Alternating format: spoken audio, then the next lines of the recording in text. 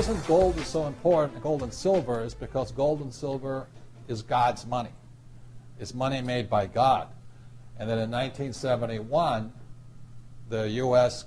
government, under President Nixon, took God's money and turned it into man-made money. Never in the history of this is the thing, never in the history of the world has this ever happened. In 1971, the U.S. and Nixon convinced the entire world to replace gold and silver with paper money. This stuff. Cash is trash.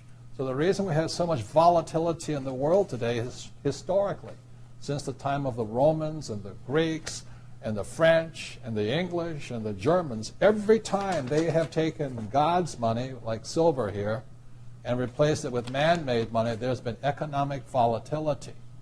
Now the problem is, so the dollar is going to keep dropping. So one of the reasons I can predict what's going to happen is I can predict the dollar will keep dropping simply because the U.S. government and now the euro, the European central banks, are printing so much of this trash.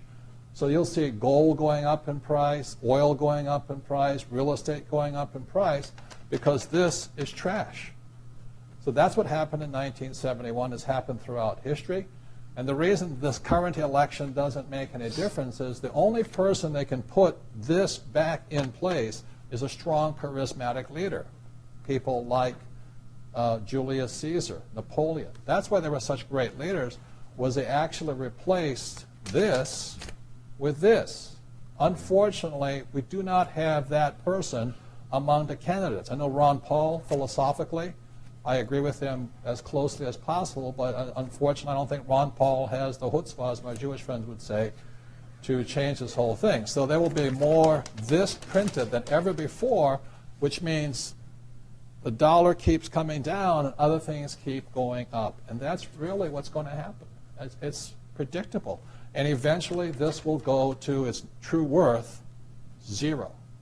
So all of you savers out there and people trying to save this trash, you're going to lose big time. To me, I've been saying this for a number of years now, silver is the biggest opportunity I have ever seen, bigger than real estate, bigger than anything else. And silver, as we're talking today, 2008, is about $15 an ounce. Mm-hmm. There's less than 10-year supply worth of silver on planet Earth. The difference between gold and silver is gold is hoarded, silver is consumed. Silver is an industrial precious metal. It is used in cell phones, telephones, computers, electric lights, everywhere. The more information age we become, the more we use silver. And what Michael is saying is that stockpile is at all-time lows, and they're not discovering much more. Poland has about 25% of the world's silver, so you can buy real estate in Poland. But anyway, so when people say, Mexico too. Yeah, where am I investing? I say, I'm investing in the world. I say, what do you mean by that? It says, I'm investing in a metal that is consumed throughout the world. So I buy a little gold, but I've been buying silver. Kim and I have been buying silver since it was about $4 an ounce. And we stockpile it, we buy ETFs, we buy anything we can in that stuff. And then, it was, $7? Then all of a sudden now it's 15, and we're just watching it. It is not crystal ball. It is not about, the stuff on television. It is pure supply, demand, economics, fundamentals. As I said, there's 2 billion people wanting the Western lifestyle.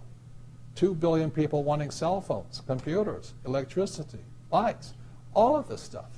So I look at it as $15 an ounce. I think I'll wait.